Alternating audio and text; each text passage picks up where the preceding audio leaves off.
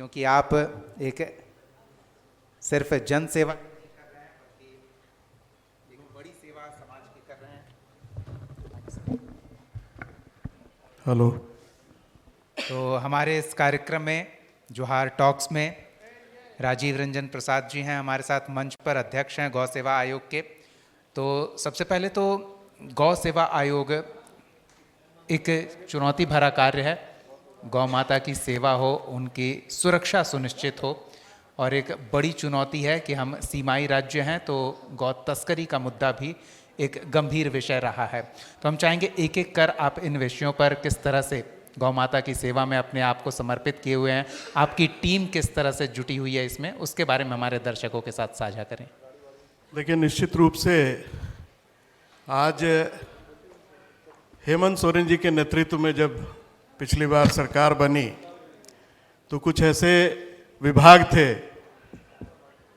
और कुछ ऐसे कार्य थे जिनकी ओर किसी का नज़र भी नहीं जाता था। हालांकि इस नाम पर राजनीति तो बहुत हुआ करती थी और हमें दुख के साथ कहना पड़ता है कि गौ सेवा के नाम पर प्रदेश और देश के अंदर राजनीति बहुत हुई, लेकिन पहली बार किसी सरकार ने पूरी संवेदनशीलता के साथ अगर इस विभाग को ताकत दी है तो उसका परिणाम भी देखने को मिल रहा है।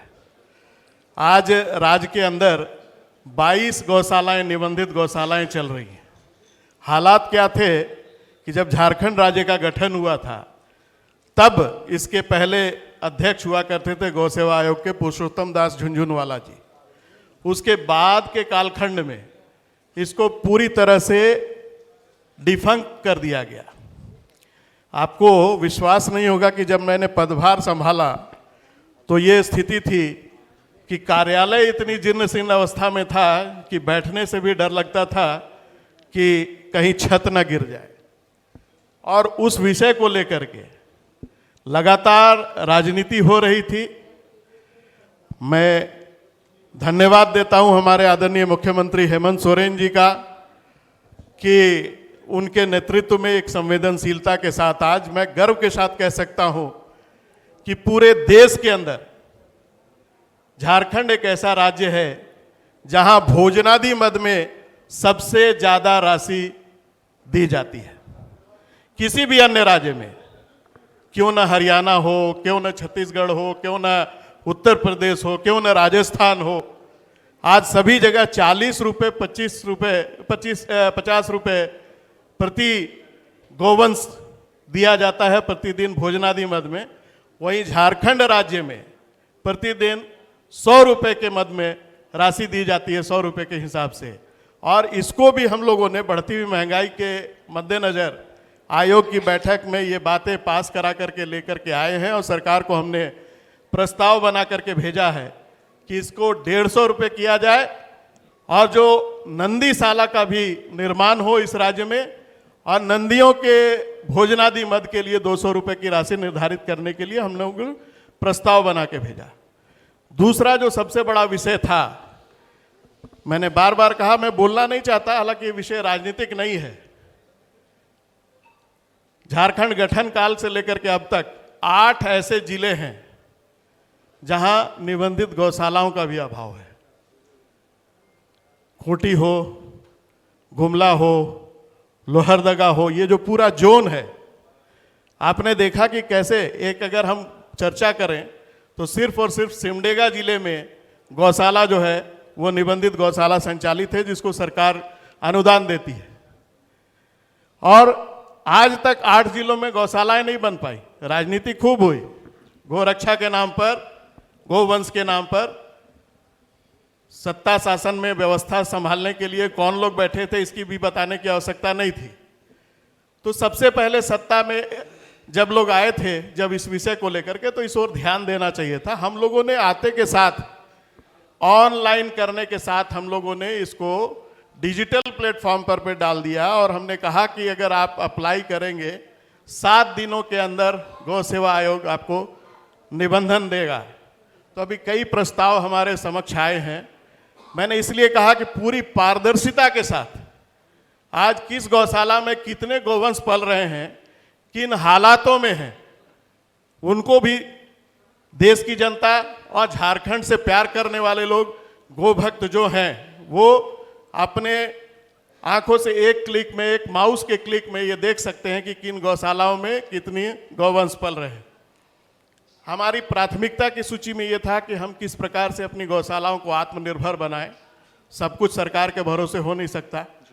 प्रतिकूल वातावरण में, बजटीय करणांकन के अभाव में जब मैंने पदभार ग्रहण किया तो सबसे पहले एक महती योजना हम लोग लेकर के आए कि हमारी गौ माता हमारा दायित्व। इस माध्यम से हमने उन तमाम गो भक्तों को, झारखंड की गौशालाओं को आत्मनिर्भर बनाने के दृष्टिकोण से जोड़ने का काम किया, जिसका लाभ भी गौशालाओं को मिल रहा है। साथ ही साथ आज हम अगर चर्चा करें कि कृषि के क्षेत्र में हो या वन विभाग की ओर हो, बर्मी कंपोस्ट की खरीदी सरकार सीधे तौर पर करती है। तो हम लोगों ने आयोग के बैठक में यह भी प्रस्ताव लिया कि हमारी गौशालाएं आत्मनिर्भर कब होंगी।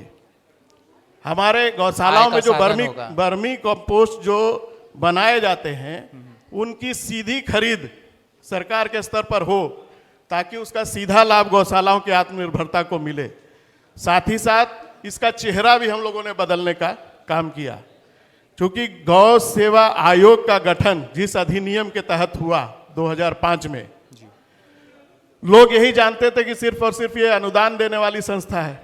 यानी हमारे जिम्मे दो ही काम लोग जानते थे कि या तो भोजनादि मद में पैसे निर्गत करेंगे, या जो गोवंश पकड़े जाते हैं प्रशासन के स्तर पर और डीसी के अनुशंसा पर उनको भोजनादि के लिए पैसे निर्गत करेंगे। उनके रहने के लिए इंफ्रास्ट्रक्चर यानी आधारभूत संरचना के लिए उनको पैसे मुहैया कराएंगे। लेकिन अधिनियम में प्रदत्त शक्तियों का उपयोग करके हम लोगों ने इसका चेहरा बदलने का और अपने राज्य की समृद्धि और रोजगार के सृजन के दृष्टिकोण से लोगों को जोड़ने का प्रयास आरंभ किया। पायलट प्रोजेक्ट के तहत हम लोगों ने झारखंड में, रांची जिले में 10 प्रखंडों में 200 महिलाओं को प्रशिक्षित करके गो प्रसंस्करण, बताते हुए अपार हर्ष हो रही है कि गो प्रसंस्करण में आप जानते हैं कि आज के दिन में हर चीज गोबर से निर्मित होता है, चाहे वो संभरानी अगरबत्ती हो, धूप बत्ती हो, साज सज्जा के सामान हो, गमले हो, और गो कंडा या गो कास्ट हम कहते हैं, जिसको शुद्धता के दृष्टिकोण से भी, या हमारा वनाच्छादित प्रदेश है, वनों की कटाई को रोकने के दृष्टिकोण से या पर्यावरण की सुरक्षा के दृष्टिकोण से, इस पर भी ध्यान देने की आवश्यकता थी। तो इन सारे विषयों को ध्यान में रखते हुए हम लोगों ने झारखंड गो ग्राम शक्ति कार्यक्रम का लॉन्च किया और इसके तहत 200 महिलाओं को एक प्रशिक्षित शिक्षक के रूप में उनकी तैयारी प्रारंभ की, जिनके जरिए रोजगार का सृजन हो सके। और इस माध्यम से आज तो हमने 200 महिलाओं को प्रशिक्षित करके उनको सर्टिफिकेट का भी वितरण करवा दिया। अगली योजना जो अपनी है कि पूरे झारखंड में 5,500 महिलाओं को इस कार्यक्रम से जोड़ करके हम प्रशिक्षित शिक्षक के रूप में लेकर के आ रहे हैं कि महिलाएं अगर 2 घंटे का भी समय अगर अपने दैनंदिनी जीवन में निकाल करके गो प्रसंस्करण का कार्य करेंगी तो प्रति माह 10,000 का आय वो कमा सकती है। यानी कि गोबर को भी आपने सोना बना दिया है। नहीं, सोना नहीं, मैंने प्रयास किया जी कि हम रोजगार के सृजन से भी, एक तो आज जो कहा जाता है कि गौ सेवा 33 कोटि देवी देवताओं की सेवा करने के समान है, तो जब इस और आपको बताते हुए हर्ष हो रहा है, जिस सीटियों को दूसरे चीजों के लिए लोग जानते हैं, आप तो मीडिया के लोग हैं, उस सीटियों में हमने अपने अकलियत की महिलाओं को भी इस कार्यक्रम से जोड़ा और उन्हें बहुत उत्साह के साथ गो प्रसंस्करण में कार्यक्रम में प्रशिक्षण प्राप्त करके सर्टिफिकेट लेने का काम किया।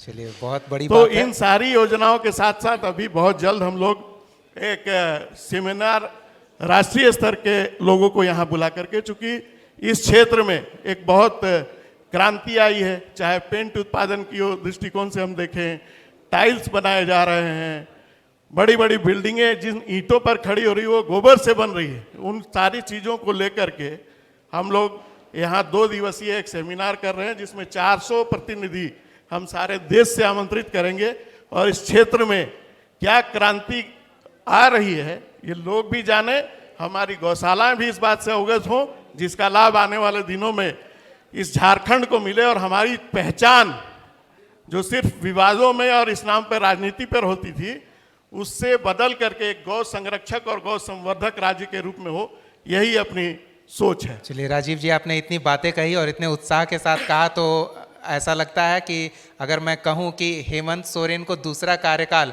गौ माता की सेवा के पुण्य प्रताप के कारण मिला है तो ये गलत नहीं होगा। निश्चित रूप से गौ माता का आशीर्वाद तो मिला ही है और उसका परिणाम भी आप देख रहे हैं।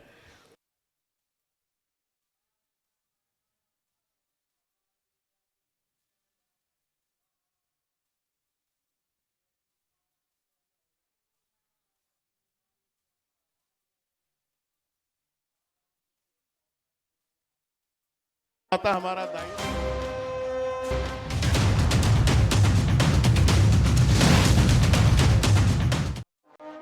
धार्मिक भावनाओं का भी प्रकटीकरण करें और हमारे गौशालाओं को भी आत्मनिर्भर बनाया जा सके और गौ संरक्षण और गौ संवर्धन के दिशा में भी हम आगे बढ़ सके। चलिए, हम कामना करते हैं कि आप अपने इन तमाम उद्देश्यों में कामयाब रहें। बहुत बहुत धन्यवाद अपना समय देने के लिए इस धन्यवाद। कार्यक्रम में। मैं भी इस अवसर का लाभ लूंगा आपके चैनल के माध्यम से। मैं आज अपने सेना को सलाम करता हूं कि उन्होंने जो आज प्रहार किया है आतंकवाद पर, वो काबिले तारीफ है। तो जय हिंद, सेना को सलाम। बहुत बहुत धन्यवाद राजीव जी हमारे साथ कार्यक्रम में जुड़ने के लिए। और हम चाहेंगे हमारे सहयोगी